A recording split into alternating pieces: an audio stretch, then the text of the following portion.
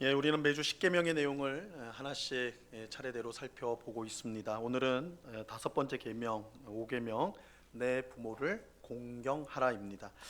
먼저 우리는 하나님이 주신 이 십계명이 크게 두 부분으로 나눠져 있다라는 것을 기억할 필요가 있습니다. 우리가 지금까지 살펴본 것처럼 1부터 4계명은 하나님을 어떻게 섬길 것인가, 하나님을 어떻게 사랑할 것인가, 그래서 하나님 사랑에 관한 계명이라고 할 수가 있고요. 이제 오늘부터 보는 5부터 10번째 계명, 6계명은 이웃을 어떻게 사랑할 것인가로 그 내용을 가지고 있습니다. 이렇게 보면 이 10계명은 크게 두 핵심적인 내용이 들어져 있어요. 10가지 계명이지만 두 가지로 요약이 될 수가 있는데, 첫 번째는 하나님 사랑이고, 두 번째는 이웃사랑을 명령하는 것이 십계명입니다. 여러분, 율법을 지킨다는 것, 하나님의 말씀에 순종한다는 것은 곧 사랑한다는 것입니다. 여러분, 사랑한다는 거예요. 율법을 지킨다는 건 사랑한다는 거예요. 하나님을 사랑하고 이웃을 사랑하는 것이 율법을 지키는 것이고 신앙생활을 잘하는 것입니다. 근데 많은 성도가 하나님의 말씀과 뜻대로 사는 것을 이 잘잘못을 따지는 것으로 생각을 합니다. 그래서 신앙심이 좋다는 사람들의 눈을 보면요, 눈은 사람의 영혼의 거울이라고도 말을 하잖아요. 눈을 보면 어떤 사람인지 대략 알 수가 있는데, 믿음이 좋다고 하는, 교회에서 믿음이 좋다고 인정하는 사람의 눈을 보면 사랑으로 충만해야 되는데, 그게 아니라 이 먹잇감을 노려보고 있는 그런 독수리 같은 아주 날카로운 눈빛을 갖고 있는 경우가 많다는 거예요. 작은 잘못도 그냥 넘어가지 않고, 야, 이거 잘 걸렸다, 넌 잘 걸렸다, 물어 뜯어버려요. 그죠? 그렇게 해서 자신의 믿음이 좋다는 걸 증명하는 거예요. 상대방이 틀렸다라는 걸 통해서, 그 상대방이 틀린 걸 지적하는 건 무슨 뜻이에요? 내가 맞다. 남의 잘못과 허물을 드러냄으로써 내가 옳다는 것, 내가 의롭다는 것을 드러내는 것이죠. 하지만 이건 잘못된 거예요. 여러분, 율법을 지키는 것, 하나님의 말씀과 뜻에 순종하는 것은 사랑하는 것입니다. 사랑하는 거예요. 상대방의 잘못을 드러내고 자기가 옳다라는 것을 증명하는 것이 신앙생활을 잘하는 것이 아니에요. 신앙생활 잘하는 것은 오히려 상대방의 허물을 덮어줄 줄 아는 것입니다. 물론 잘못을 눈 감거나 아무 일도 아닌 것처럼 여기라는 그런 뜻은 아닙니다.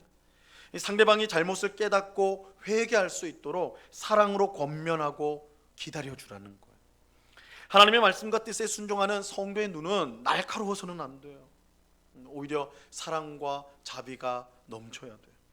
율법의 핵심이 하나님 사랑, 이웃 사랑이기 때문입니다. 여러분, 교회 안에서 누가 믿음이 좋은 성도입니까? 누가 믿음이 좋은 성도예요? 누가 하나님의 뜻과 말씀에 순종하는 성도입니까? 사랑하는 성도예요. 사랑하는 성도.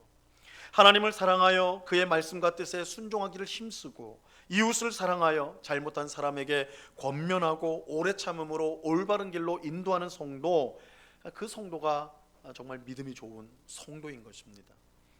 여러분, 여러분의 눈은 어떤 모양입니까? 여러분의 눈은 지금 무엇으로 가득 차 있죠? 자기 눈은 자기가 볼 수가 없어요. 그러니까 다른 사람만 볼 수가 있는 건데, 한번 곰곰이 한번 자신을 돌아봐야 됩니다. 내 눈이 정말 사랑과 자비로 충만해 있는가, 아니면 다른 사람의 잘못을 찾아내려고 아주 날카롭게 먹잇감을 찾는 맹수처럼 그렇게 날카로운 눈을 가지고 있는 내가 아닌가, 한번 돌아봐야 돼. 우리 모두가 사랑으로 충만한 눈을 가질 수 있기를 바랍니다. 지금 우리가 십계명을 살펴봐서 이 말씀을 드리는 거예요. 십계명 법이잖아요. 법은 지키느냐 못 지키느냐, 그죠? 지키면 복을 받고 못 지키면 심판을 받아요. 이러다 보니까 우리가 법을 앞세우게 되면 사랑보다는 날카로워져요. 너 지키고 있냐, 못 지키고 있냐, 그러기 쉽단 말이에요. 그런데 십계명의 핵심은 사랑이에요. 사랑을 행하는 거예요. 하나님을 사랑하고 이웃을 사랑하는 거예요. 그것이 빠지면 십계명은 아무것도 아니란 말이에요. 그래서 우리가 십계명을 우리가 살펴보면서 이 십계명의 계명대로 내가 사랑의 사람이 되게 하옵소서. 내가 하나님을 더 사랑하게 해 주십시오. 내가 이웃을 더 사랑하게 해 주십시오. 이렇게 기도하는 마음으로 말씀을 들으시길 바랍니다.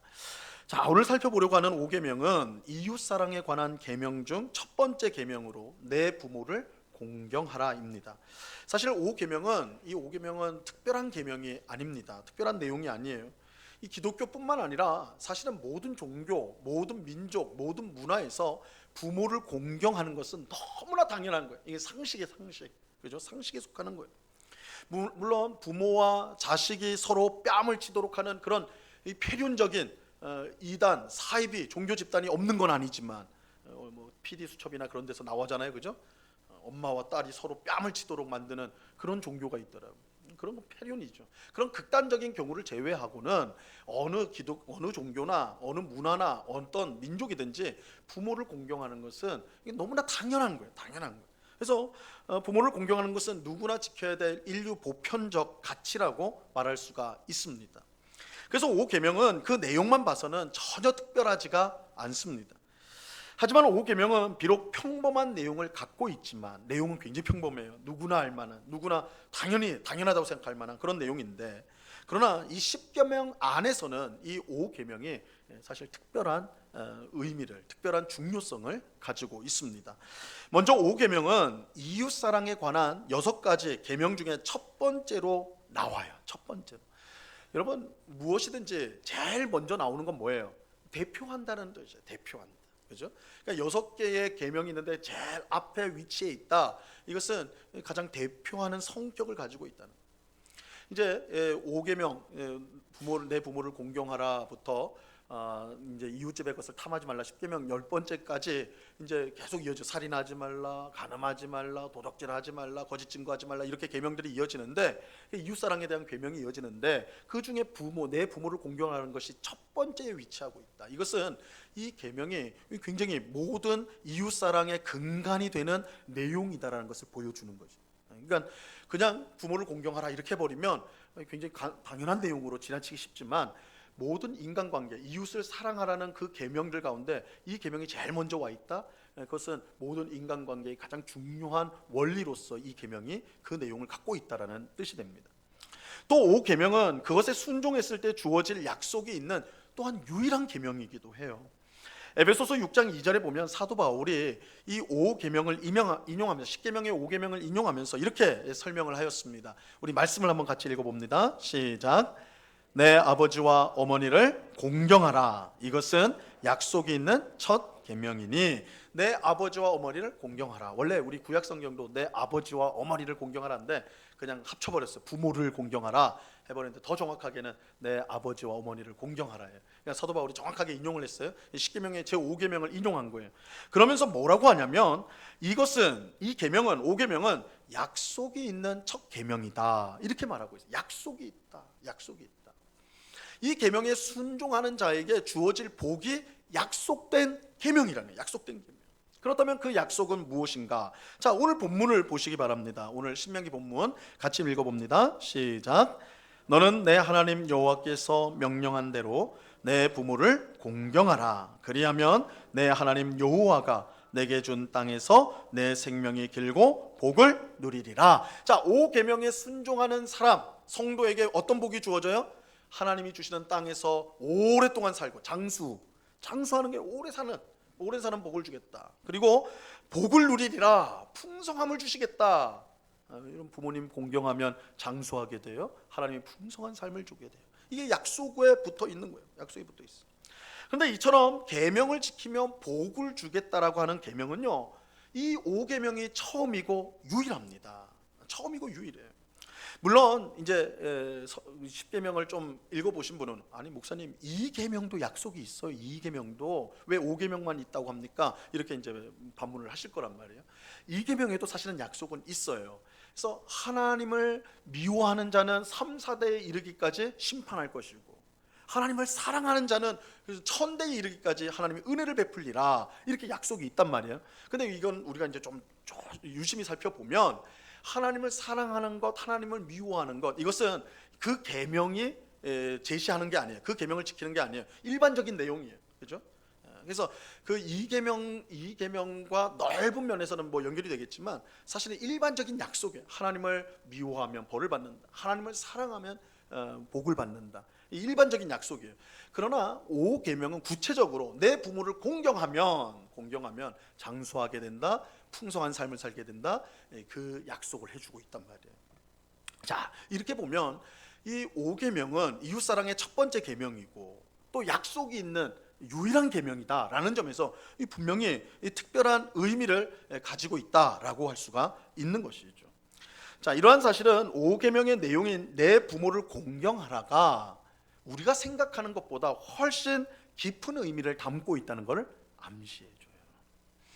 실제로 5계명은 단순히 행복한 가정을 위한 지침 정도가 아닙니다. 하나님께서 5월 8일 어버이 주일이 되면 이 설교해라 하면서 5계명을 주신 게 아니란 말이에요. 그 정도 의미가 아니에요. 그 정도 의미가 아니에요. 부모에 대한 효가 가장 중요하다는 그런 뻔한 사실을 알려주는 계명도 아니에요. 이 5계명은 보다 근본적인 중요한 내용을 그 속에 담고 있습니다. 그게 뭐냐? 그것은 하나님과 그의 백성의 관계가 언약적인 것처럼 언약으로 연결되어 있듯이 사람과 사람 사이의 관계도 언약으로 되어 있다라는 것을 우리에게 알려주고 있습니다.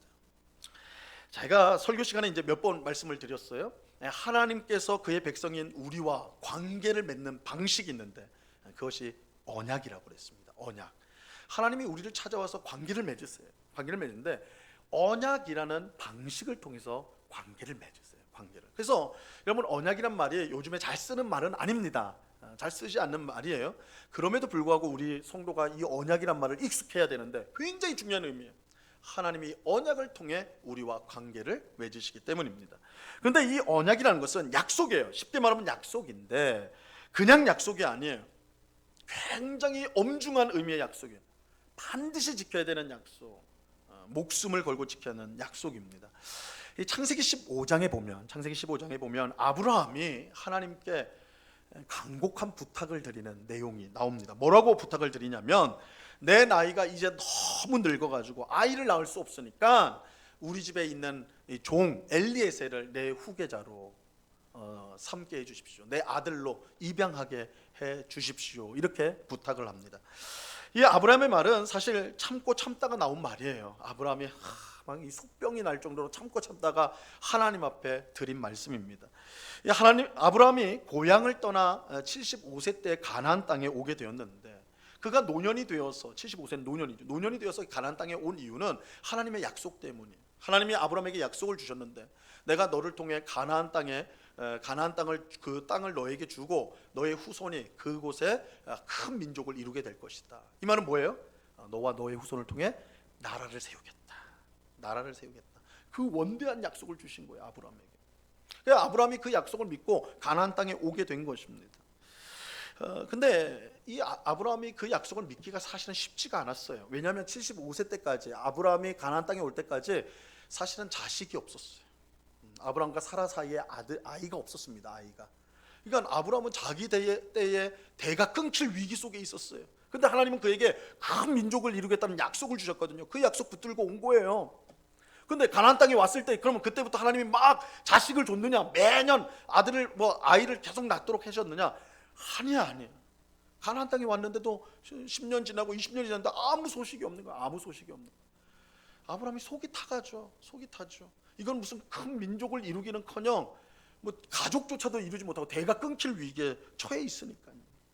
그래서 아브라함이, 하나님, 아이는 말고요, 이거 될 성질의 것이 아니니까 아이는 말고요, 우리 집에 있는 종을 통해서 얘를 내가 입양을 해가지고 이제 가문을 세워가겠습니다. 얘를 통해서 그렇게 하겠습니다. 이렇게 말씀을 드리는 거예요. 그러니까 아브라함은 굉장히 현실적인 방법을 제시한 것이죠. 하지만 하나님은 그런 아브라함을 밖으로 데리고 나와가지고 하늘을 보도록 하세요. 하늘을 보도록. 요즘에 서울 하늘은 봐도 별게 없어요, 그죠? 봐도 별게 없어요.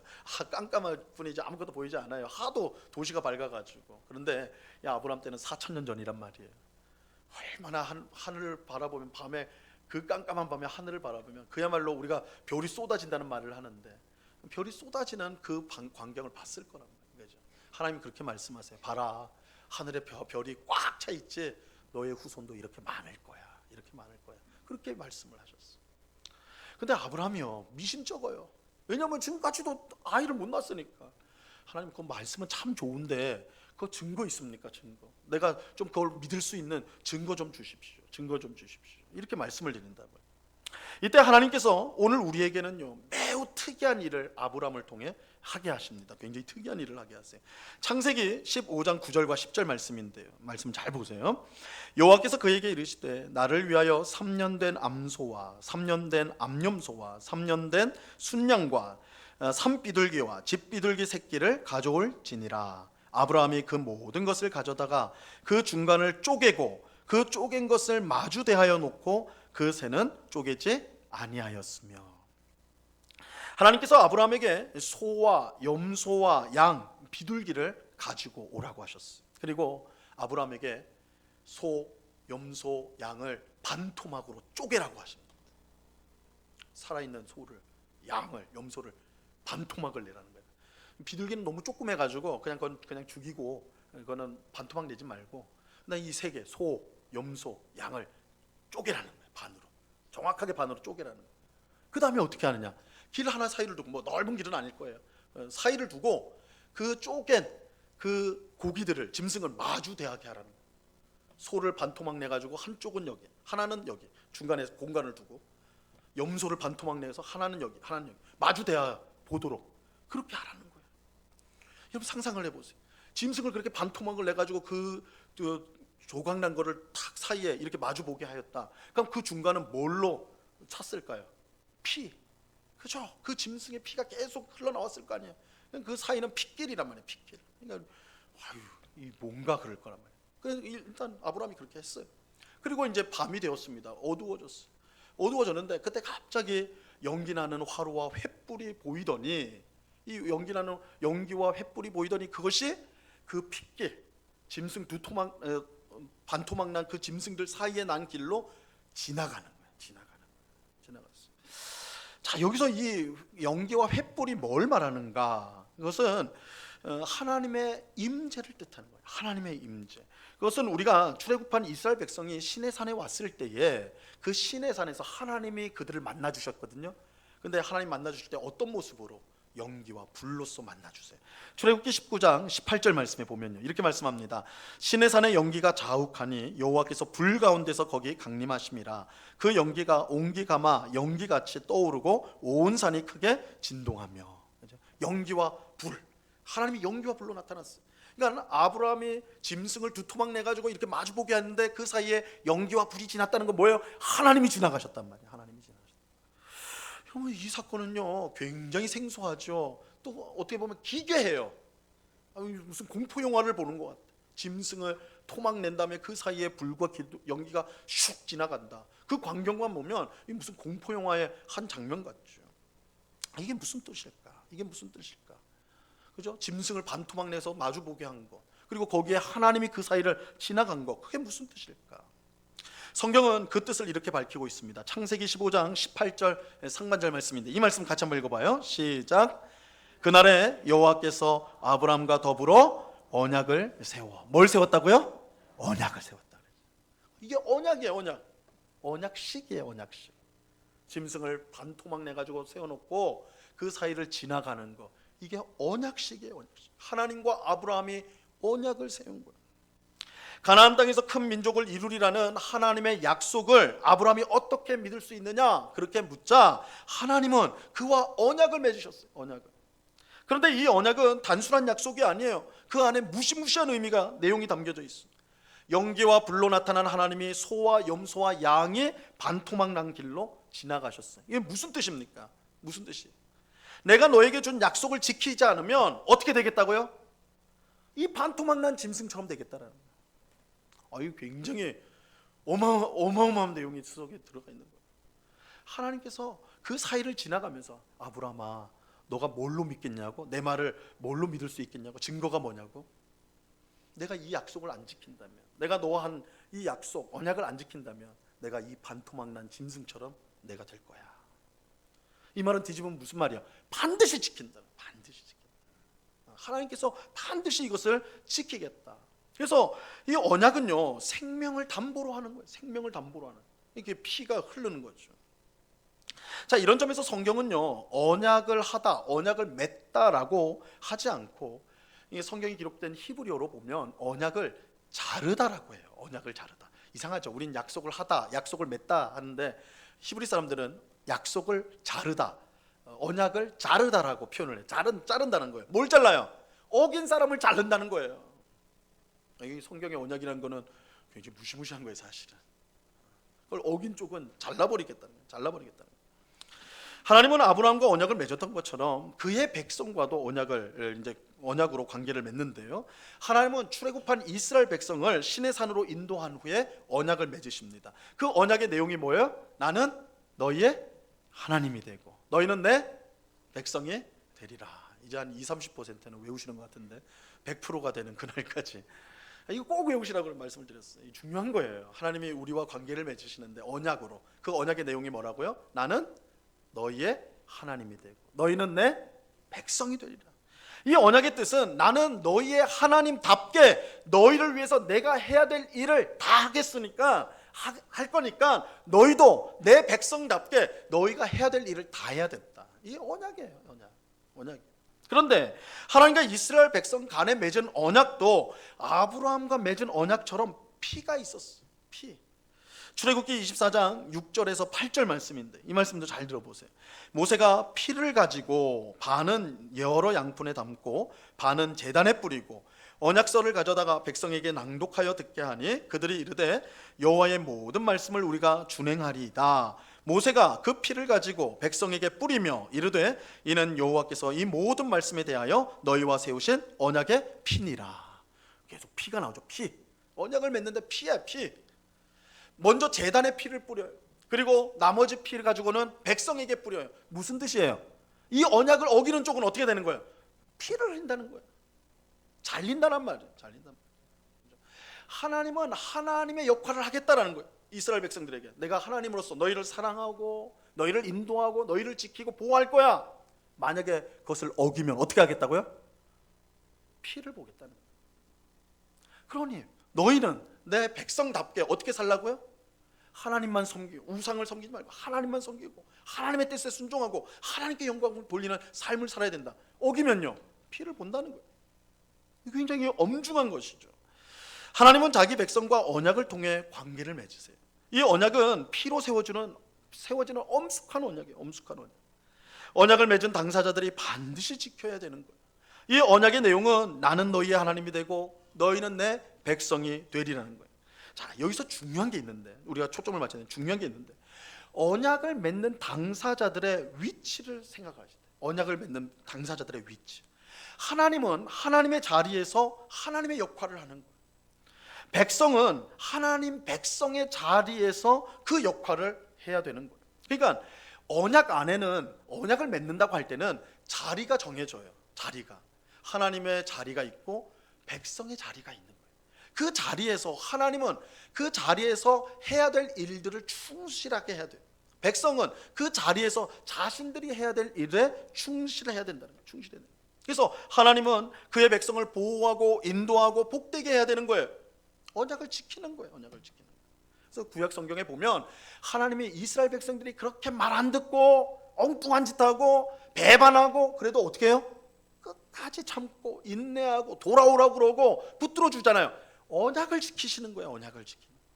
그냥 하나님이 사랑이 많고 착하시고 그런 의미가 아니에요. 언약을 지키는 거예요. 언약을 지키는 거예요. 그럼 이스라엘 백성들은 어떻게 해요? 우상을 섬기면 안 되고 하나님만 섬겨야 돼요. 자기의 뜻대로 살면 안 되고 하나님의 뜻대로 살아야 돼요. 하나님께만 영광을 돌려야 되고 이게 하나님 백성의 자리에서 해야 될 일이란 말이에요. 그런데 구약성경에 보면 이스라엘 백성은 항상 그 자리를 떠나죠. 언약을 깨트리는 짓을 하는 거예요. 결국 이스라엘 백성이 어떻게 됩니까? 나중에 멸망당하죠. 멸망당한 것은 저렇게 나쁜 짓 하다가 꼴 좋다 이게 아니에요. 언약을 어겼기 때문에 잘린 거예요. 이게 언약 관계예요. 언약 관계. 자, 오늘 살펴보는 내 부모를 공경하라는 이 5계명은요 이러한 언약을 배경으로 하고 있습니다. 이걸 이해해야지 5계명의 진짜 뜻을 우리가 알 수가 있다. 여러분, 우리가 왜 부모를 공경해야 될까요? 왜 우리가 부모를 공경해야 될까요? 목사님, 당연한 소리를 하십니까? 부모님이 우리를 낳아주셨고 지금까지 길러주시고 사랑해주시고 보호해주시고 희생해주셨으니까 당연히 공경해야죠. 맞죠? 그렇게 해야 돼요. 그런데 우리 성도에게는 그것보다 더 근본적인 이유가 있어. 그 부모가 베푼 사랑과 은혜, 그것 때문에 공경해야 되는 거, 그거 맞아요. 틀리다는 게 아니에요. 근데 하나님 우리 신앙의 입장에서 보면 더 근본적인 이유가 있어요. 그것은 부모와 자녀가 하나님의 언약으로 엮여 있기 때문에, 묶여 있기 때문에 그래요. 하나님께서 부모를 부모의 자리로 놓았어요. 자녀를 자녀의 자리로 놓았어요. 하나님이 그렇게 우리를 놓았기 때문에 그렇다는 거예요. 하나님께서 아브라함과 언약을 맺으신 후에 주신 제도가 있습니다. 주신 제도가 있는데 바로 할례라는 제도를 주셨어요. 할례는 아브라함의 몸에서 태어난 모든 남자 후손에게 베푸는 것으로서 태어난 지 8일 만에 그의 생식기, 아이의 생식기 피부를 자르는 것입니다. 이 생식기 피부를 자르는 것은 그가 하나님의 백성이라는 표시가 되는 거예요. 태어난 아이는 혈통적으로는 아브라함의 후손이면서 그러나 그 할례를 통해 하나님의 자녀가 되는 거예요. 동시에 육신적으로는 아브라함의 자손이지만 할례를 통해서 신앙의 눈으로 보면 그는 하나님의 자녀가 된단 말이에요. 하나님의 자녀. 성경은 이 할례를 굉장히 의미심장하게도 이 할례를 언약이라고 불러요. 창세기 17장 10절 말씀입니다. 우리 이 말씀도 같이 한번 읽어봅니다. 17장 10절 같이 읽습니다. 시작. 너희 중 남자는 다 할례를 받으라. 이것이 나와 너희와 너희 후손 사이에 지킬 내 언약이니라. 언약이다. 그러죠. 언약이다. 성도에게 부모와 자녀의 관계는 단지 혈연뿐만 아니라 더 근본적으로는 언약으로 맺어지게 돼요. 언약으로. 할례를 통해 부모도 하나님과 언약을 맺죠. 할례를 통해 그 자녀도 하나님과 언약을 맺습니다. 그래서 부모와 자녀 모두가 언약 아래 들어가 있게 되는 거예요. 하나님의 언약 안에서 부모는 부모의 자리에 있게 되는 것이고 자녀는 자녀의 자리에 있게 되는 거예요. 바로 이런 이유로 자녀는 부모를 공경해야 되는 거예요. 단지 나를 낳아주고 나를 키워주고 사랑해 주셨기 때문만이 아니라 하나님께서 나에게 부모를 주셨기 때문에 그래요. 내가 부모를 공경하는 것은 부모만이 아닌 언약을 통해 부모를 세워주신 하나님을 공경하는 일이 되는 거예요. 이런 이유로 5계명에는 순종하는 사람에게 하나님께서 복을 주시겠다는 약속이 붙어 있는 거예요. 여러분 생각해 보세요. 부모를 공경하라. 그 부모를 공경했어요. 그러면 누가 상을 줘야 돼요? 부모가 줘야 되죠. 부모가 자기가 공경함을 받았으니까. 근데 하나님이 주신단 말이에요. 왜 하나님이 주세요? 부모를 공경하는 게 곧 하나님을 공경하는 것이기 때문에. 왜요? 언약 안에서 우리에게 부모를 주셨기 때문에 그런 거예요. 부모를 주셨기 때문에. 그래서 부모가 나이가 들어서 힘이 없고 배운 것도 별로 없고, 요즘 젊은이들 얼마나 많이 배웁니까? 그러니까 부모가 배운 거랑 젊은 자녀들이 배운 건 차이가 당연히 나죠. 배운 것도 별로 없는 것 같고 경제력도 부족하다 할지라도 우리는 그 부모를 공경해야 돼요. 하나님께서 그들을 우리의 부모로 세워주셨기 때문에 그래요. 하나님이 세워주셨어요. 만약 부모가 마음에 들지 않는다고 무시하거나 그 부모를 경멸한다면 그것은 그들을 우리의 부모로 세워주신 하나님을 무시하고 경멸하는 일이 되는 거예요. 그리고 그것은 얼마나 큰 죄인지 몰라요. 여러분 신명기 21장 18절에 보면 이제 율법이 나오는데 어떤 거에 대한 율법이냐면 불효자들, 부모 말 지긋지긋하게 안 듣는 그런 아이를 어떻게 처리해야 되느냐에 대한 율법이 나와요. 그래서 아버지의 말이나 어머니의 말에 순종하지 않고 부모가 징계하여도 순종하지 않고 회초리를 때려도 뭐를 해도 부모 말을 절대 안 듣는 그런 아이를 어떻게 처리해야 되느냐 율법이 나와요. 율법에 그 나와요. 근데 이거 굉장히 깜짝 놀랄 거예요. 이 율법이 어떠냐면 그 아이를 어떻게 해요? 우리 같으면 어떡합니까? 그냥 속만 썩이는 거죠. 아휴 어쩌나 저 왼수 호적에서 파버릴 수도 없고 이러고 끝나버려요. 그죠? 율법에서는 재판에 넘기라고 그래요. 재판에 넘깁니다. 불효자는 재판에 넘어가요. 그리고 벌이 뭔지 알아요? 진짜 그 아들이 진짜 아버지 어머니 말 안 듣고 징계를 하여도 듣지도 않고 패역한 짓을 늘 한다. 그럼 재판에서 어떤 처벌이 주어진지 아십니까? 사형이 쳐야죠. 죽입니다. 여러분 불효자는 웁니다가 아니에요. 불효자는 죽여요. 이게 율법이에요. 우리가 볼 땐 너무 과다하지요. 그래도 부모 말을 안 듣는다고 죽여? 좀 나쁜 짓 했다고 죽여? 야 그런 식으로 하면 우리나라에 나만 할 사람이 없을 텐데 그죠? 죽이라고 돼 있어요. 왜 그럴까? 율법은 왜 그렇게 엄하게 말하는 걸까요? 바로 그 부모를 세워주신 분이 하나님이기 때문에 그런 거예요.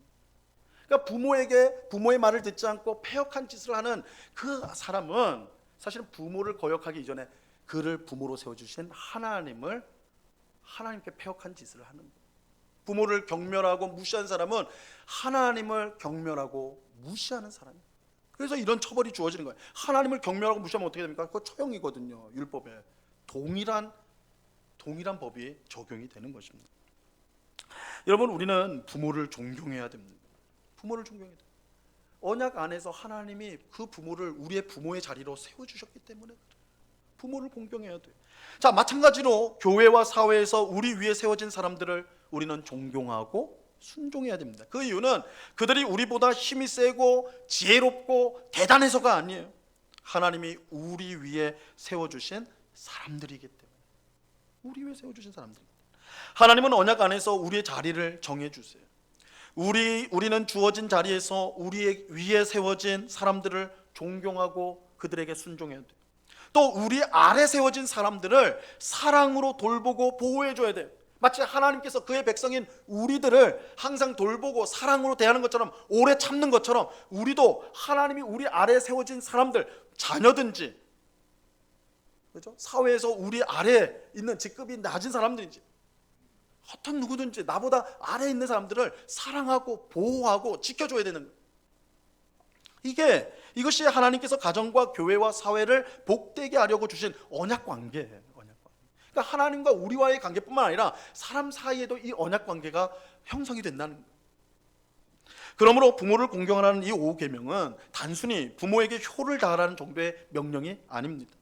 하나님이 세우신 모든 언약 관계에 최선을 다하라는 거예요. 우리가 있는 자리가 하나님이 주신 자리니까 우리보다 위에 주신 사람들을 사랑하고 존경하고 순종하라. 우리 아래 있게 세워주신 사람들을 돌보고 보호하고 사랑하고 아끼라는 거예요. 하나님이 세우신 모든 언약 관계에 우리는 최선을 다해야 되는 거예요. 여러분, 우리가 자녀라면 부모를 공경해야 돼요. 하나님께서 부모를 우리에게 주셨기 때문에, 세워주셨기 때문에. 우리가 부모라면 자녀를 사랑하고 보호해야 됩니다. 하나님께서 우리에게 그 자녀를 주셨기 때문에. 교회에서 성도는 영적 지도자들을 존경하고 따라야 됩니다. 하나님께서 세워주셨기 때문에. 영적 지도자들은 성도들을 사랑하고 양육하고 보호하는 일에 힘써야 돼요. 하나님께서 세워주신 성도이기 때문에 그런 거예요. 사회에서 성도는 나라를 이끌어가는 지도자들을 존경하고 그들이 하나님의 뜻에 벗어나지 않는 한 그들의 말을 따라야 돼요. 사회 지도자, 정치인들이 하나님의 말씀에 어긋나는 그런 법을 만들고 그렇게 나라를 이끌어가면 어떻게 됩니까? 우린 그건 순종할 수가 없어요. 왜냐하면 모든 관계는 하나님이 세우신 것이기 때문에 하나님의 뜻에 어긋나는 것을 지시하는 것은 우리가 순종할 수는 없는 거예요. 그러나 하나님의 뜻 안에 있는 그런 모든 것들에 대해서는 우리는 적극적으로 협력하고 따라야 되는 거예요. 왜요? 하나님이 세워줬다는 믿음이 우리 가운데 있기 때문에 그렇습니다.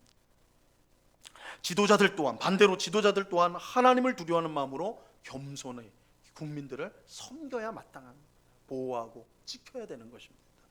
자, 이것이 5계명이 우리에게 가르쳐주는 참 뜻이라고 할 수가 있어요. 그러니까 우리가 보통 그냥 5계명 지나갈 때 부모를 공경하라, 그렇지 하고 지나간 그것보다 훨씬 깊은, 어떻게 보면 가정과 교회와 사회를 지탱하는 언약 관계를 설명하는 것이 바로 이 5계명이다. 그렇기 때문에 이웃사랑을 말하는 가장 첫 번째 계명에 이 계명이 있게 되는 것입니다. 여러분, 우리 모두가 주어진 자리에서 우리 위에 세워진 사람, 또 우리 아래에 세워진 사람들을 존중하고 또 순종하고 또 사랑하고 우리가 보호할 때에 우리의 가정과 교회와 사회는 든든히 서게 될 것입니다. 5계명은 이처럼 언약 관계 안에서 가정과 교회와 사회를 든든히 세우기 위해서 주신 명령이에요. 오늘 예배하는 우리 모두가 5계명에 순종함으로써 이 가정과 교회와 사회를 든든히 세워갈 수 있게 되기를 간절히 바랍니다. 오늘날 우리 사회는요, 권위를 무시하는 사회가 되었죠. 자기의 이익, 내 뜻대로 하는 게 최고의 가치가 되어진 시대예요. 그 결과가 무엇입니까? 가정이 파괴가 되고 있죠.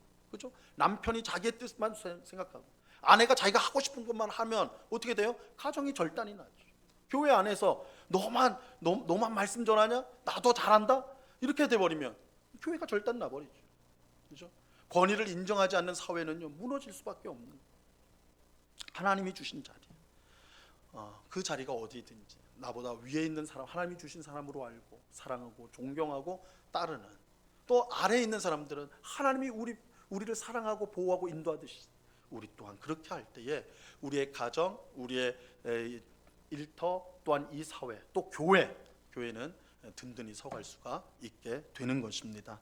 이러한 사실을 분명히 알고 우리가 있는 자리에서 우리 윗사람에게 또 우리 아랫사람에게 최선을 다해서 하나님이 하나님 역할을 하듯이 하나님 백성인 우리가 하나님 백성 노릇을 해야 되듯이 그렇게 살아감으로써 가정과 교회와 사회를 세워가는 오늘 우리 모두가 될 수 있기를 우리 주님의 이름으로 간절히 축원합니다. 기도하겠습니다. 하나님 아버지, 감사합니다. 내 부모를 공경하라, 이 계명을 통하여서 우리가 갖고 있는 모든 관계가 언약의 관계이고 하나님이 세우신 관계, 하나님이 주신 자리에 우리가 있다라는 것을 우리가 말씀을 통해 확인하였습니다.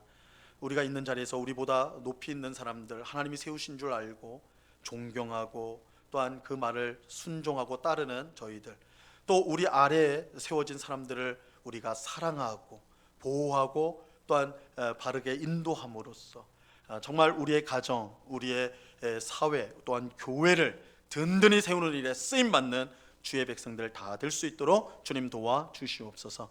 자기를 앞세우고 자기의 주장만 내세울 때에 가정이 깨어지고 교회가 무너지고 사회가 무너지는 것을 우리가 보고 있습니다. 주님, 이러한 때에 우리의 모든 관계가 하나님이 주신 관계라는 것을 우리가 분명히 기억하고 우리가 있는 자리에서 모든 관계들을 언약적으로 이해하여서 최선을 다함으로 무너뜨리는 것이 아니라 세우는, 가정과 교회와 사회를 세워가는 주의 백성들 다 될 수 있도록 주님 저희들을 사용하여 주시옵소서. 감사하며 예수님의 이름으로 기도드리옵나이다. 아멘.